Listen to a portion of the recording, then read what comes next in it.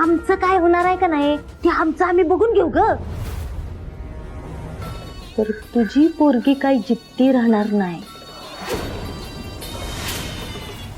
म्हणजे तुझ्या जावयाच्या भाषेत तुझ्या पोरीचा कार्यक्रम थोडं ध्यानात ठेव म्हणजे झालं.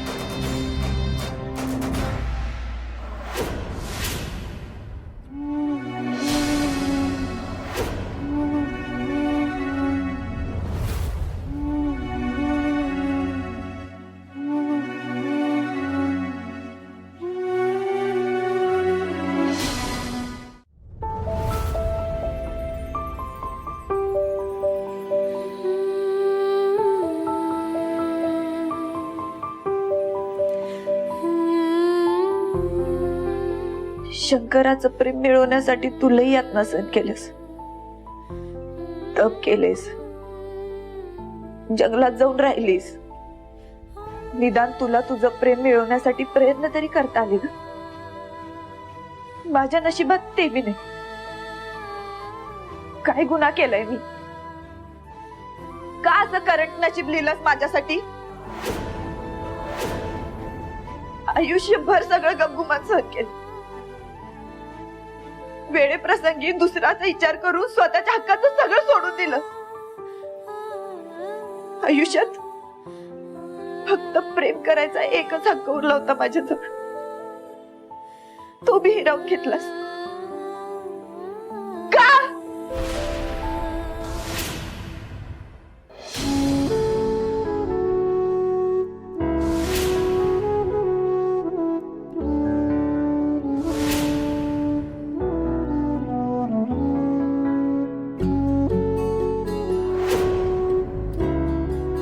वाघमारे, तुम्हाला पाडव्याच्या हार्दिक शुभेच्छा. काय कळतंय का नाही तुम्हाला? असं कसं रस्ता चुकला तुम्ही? असं कसं हरवला? अहो, माझ्या मनाची काय अवस्था झाली होती माहिती आहे का तुम्हाला? वाघमारे, तुम्ही मला काय सत्य? तुम्ही मला आयुष्यात पहिल्यांदा कुणीतरी या नेबळट कमजोर पोरीवर विश्वास ठेवला, तिच्याशी मैत्री केली, तिला समजून घेतलं. आता कुठेतरी माझ्या खऱ्या आयुष्याला सुरुवात झाली होती. पण या लाटेनं सगळं काही हिरावून घेतलं माझ्याकडनं. सुरुवात व्हायच्या आधीच सगळ्याचा शेवट झाला. जर सत्याला माझ्यापासून लांबच करायचं होतं तर त्याला माझ्याजवळ आणलंच का? मला उत्तर हवंय तुझ्याकडून. का केलंस असं? मला हक्क नाही का प्रेम करायचा?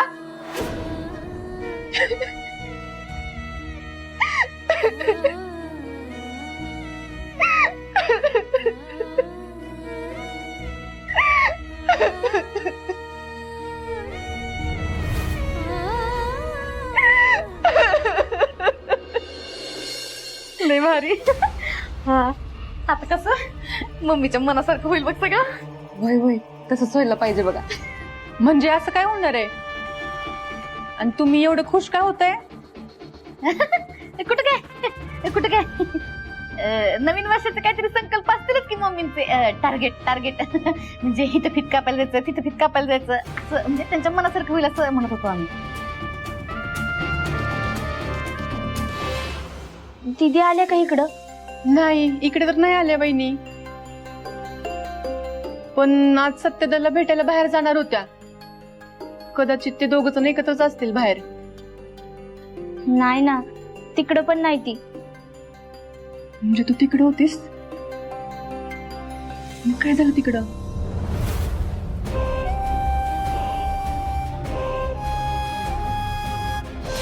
I love you Waghmare.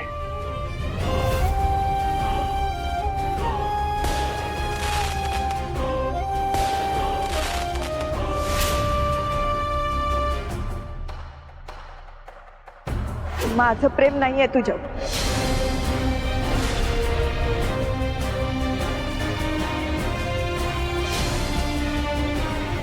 अगं पण हे कसं शक्य आहे?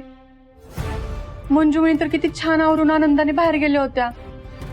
अगं तेच तर कळना झालंय, असं अचानक ऐन वेळ काय झालं काय माहित. सत्यभाऊजीने नुसतं झुलवत ठेवलं असेल बघ, आणि ऐन वेळेला नकार द्यायचं ठरलंच असेल त्यांचं. तसं बी ते आहेतच आपल्या गाठीचे.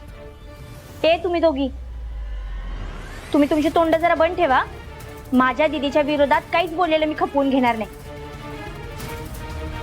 आणि यापुढं माझ्या दीदीच्या विरोधात एक शब्द जरी काढला ना तर काय करशील का?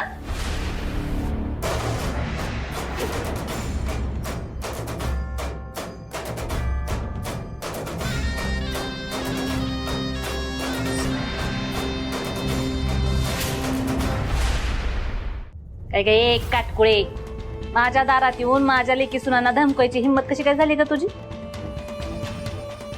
अंगात नाही बळण चिमटा काढून पळ, अशी तर गत आहे तुझी. उगाच उसना उसना कशाला बोलतीस ग? तुझ्या बहिणीला शोधायला चालीच नाही तर तुम्हाला कसं माहिती? अगं लई लहान आहेस तू अजून. माया सुरू आहे म्हणतात मला. काळजी करू नको, तुझी बहीण तुझ्याच घरी ये, आणि ती पण कायमची. सत्याच्यात आणि तिच्यात कुठलंच नातं तयार होणार नाही. तुझी बहीण तुझ्या घरी आली का नाही का मग गळ्यात गळ घालून दीदी दीदी दीदी करत बस. मम्मी साहेब, तुम्ही पण फक्त स्वप्नच रंगवत बसा. कारण तुम्ही जितका त्या दोघांमध्ये मोडता घालाल ना तेवढी ती दोघं जास्त जवळ येणार. शब्द आहे माझा. दरवाजा तिकडे आहे.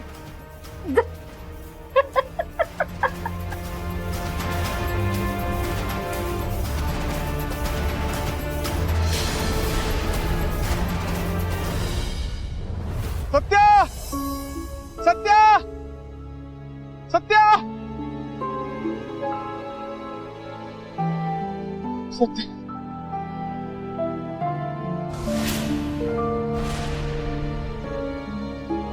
सत्या असा शांत बसू नको सत्या.